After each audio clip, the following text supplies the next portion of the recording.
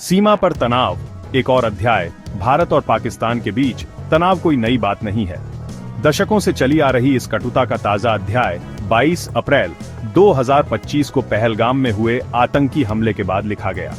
इस बर्बर हमले में 26 निर्दोष नागरिकों की जान चली गई। भारत ने इस घटना के लिए पाकिस्तान स्थित आतंकी संगठनों को जिम्मेदार ठहराया।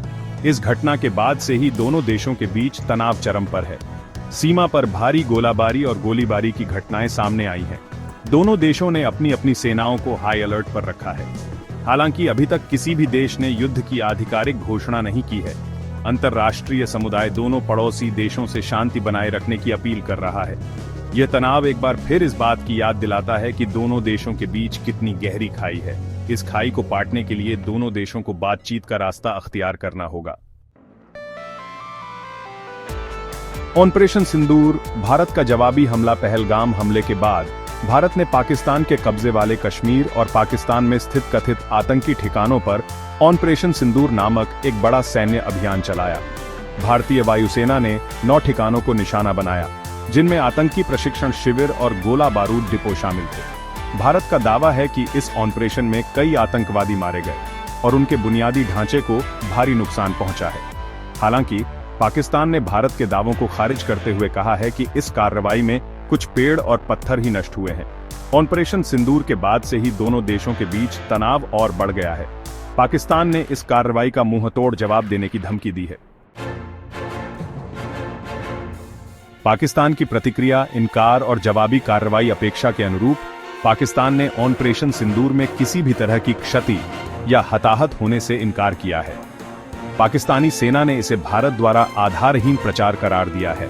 हालांकि पाकिस्तान ने भारत पर ड्रोन और तोपखाने से हमले जरूर किए हैं। इन हमलों में कई भारतीय नागरिक हताहत हुए हैं। भारतीय सेना इन हमलों का मुंहतोड़ जवाब दे रही है।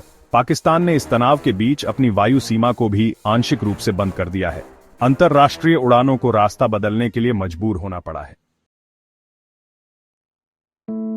मीडिया की बली सच्चाई गुमराह। भारत पाकिस्तान तनाव के बीच एक बार फिर मीडिया की भूमिका पर सवाल उठ रहे हैं। खासकर भारतीय मीडिया पर गलत और सनसनीखेज खबरें चलाने के आरोप लगे हैं। कुछ उदाहरण: कराची बंदरगाह पर हमले की अफवाह, इस्लामाबाद पर हमले की अफवाह, जनरल असीम मुनीर की गिरफ्तारी या तख्तापलट की अफवाह और भारतीय सेना के पाकिस्तान में प्रवेश की अफवाह। यह दुर्भाग्यपूर्ण है कि इस तरह की गैर जिम्मेदाराना रिपोर्टिंग से लोगों में भ्रम और भय का माहौल बन रहा है। जनता पर प्रभाव, भ्रम और भय का माहौल। मीडिया में फैलाई जा रही गलत खबरों का असर आम जनता पर भी पड़ रहा है। लोगों में डर और अनिश्चितता का माहौल है। सोशल मीडिया पर भी अफवाहों का बाजार गर्म है। सरकार को चाहिए कि वह लोगों तक सही जानकारी पहुंचाए और अफवाहों को फैलने से रोके।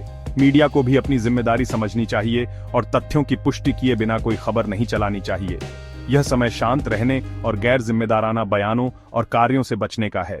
इंडिया और पाकिस्तान का बहुत लंबा और उथल पुथल भरा इतिहास रहा है, झगड़ों से भरा हुआ। 1947 के बंटवारे के बाद से दोनों देश कई जंगें लड़ चुके हैं। बड़ी लड़ाइयां 1947-48, 1966, 1971 और 1999 में हुई। इन जंगों ने दोनों देशों पर गहरे जख्म छोड़े हैं।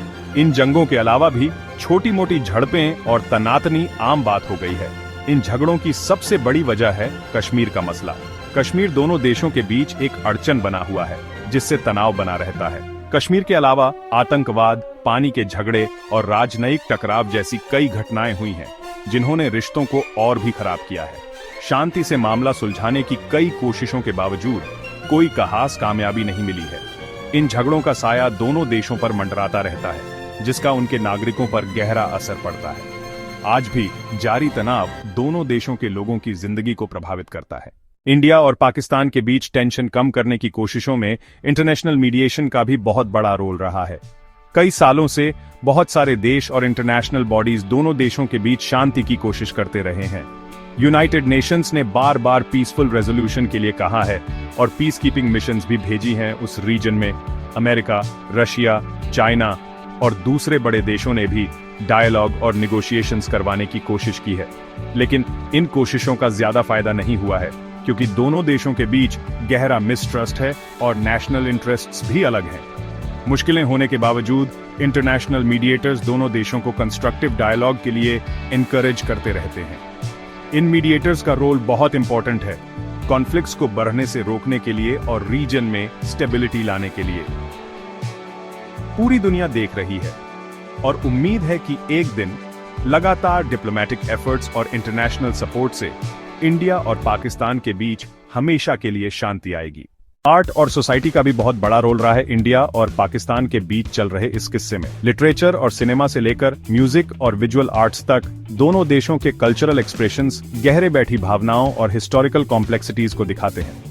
दोनों देशों के आर्टिस्ट और फिल्म मेकर्स ने अपने मीडियम से कॉन्फ्लिक्ट की ह्यूमन कॉस्ट और पीस की चाहत को दिखाया है। दिल को छू लेने वाली स्टोरी टेलिंग के जरिए वो एम्पैथी जगाने, दूरियां कम करने और शेयर्ड ह्यूमैनिटी की भावना को बढ़ाने में कामयाब रहे हैं। लिटरेचर की दुनिया में पोएट्स और राइटर्स ने ऐसे काम लिखे हैं जो लाखों लोगों के दर्द और उम्मीद से जुड़ते हैं।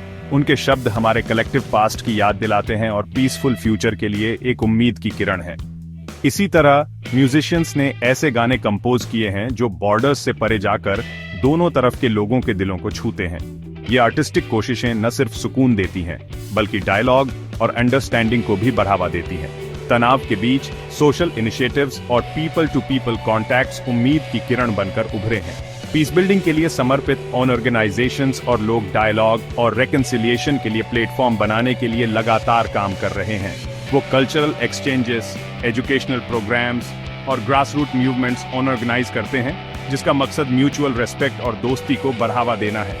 नैरेटिव्स को शेप देने और पीस को बढ़ावा देने में आर्ट और सोसाइटी की पावर को कम नहीं आंका जा सकता। जैसे जैसे हम फ्यूचर की तरफ देखते हैं, हमें इन आवाजों को सपोर्ट और बढ़ावा देना जरूरी है, जो हार्मोनी और अंडरस्टैंडिंग के लिए प्रयास करती हैं। आखिर में कलेक्टिव एफर्ट्स के जरिए ही आर्टिस्टिक और सोशल दोनों तरह से हम इंडिया और पाकिस्तान के बीच एक लंबे समय तक चलने वाला पीस बनाने की उम्मीद कर सकते हैं। इंडिया और पाकिस्तान के बीच तनाव कम करने में सबके मिलकर कोशिश करने का बहुत बड़ा महत्व है।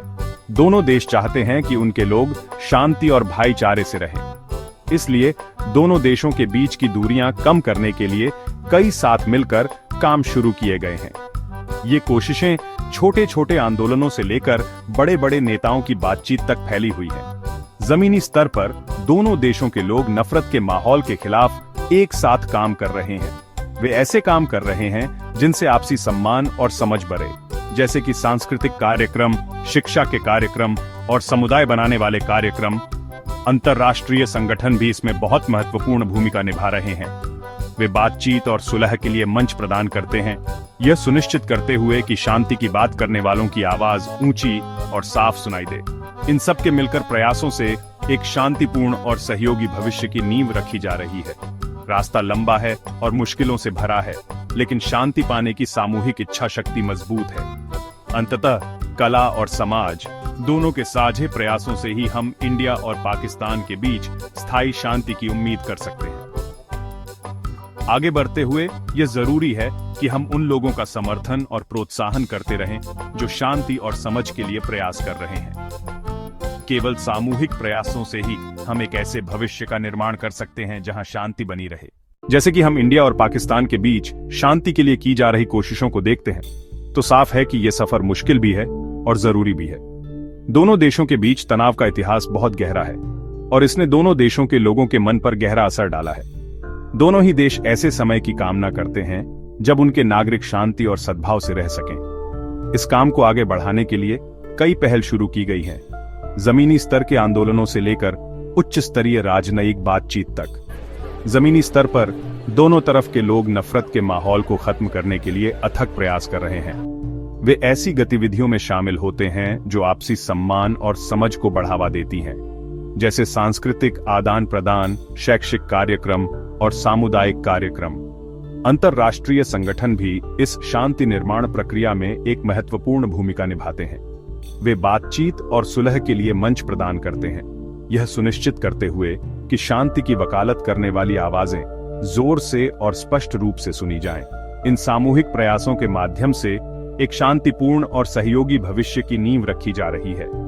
आगे का रास्ता लंबा और मुश्किलों से भरा है, लेकिन शांति के लिए सामूहिक इच्छा शक्ति मजबूत है। अंततः कला और समाज के साझा प्रयासों के माध्यम से ही हम भारत और पाकिस्तान के बीच स्थायी शांति की आशा कर सकते हैं।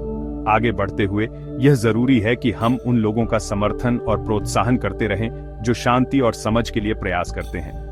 केवल सामूहिक प्रयासों से ही हम एक ऐसा भविष्य बना सकते हैं जहां शांति बनी रहे। आगे का रास्ता आसान नहीं है, लेकिन दृढ़ संकल्प और सहयोग से शांतिपूर्ण सह अस्तित्व हमारी पहुंच में है।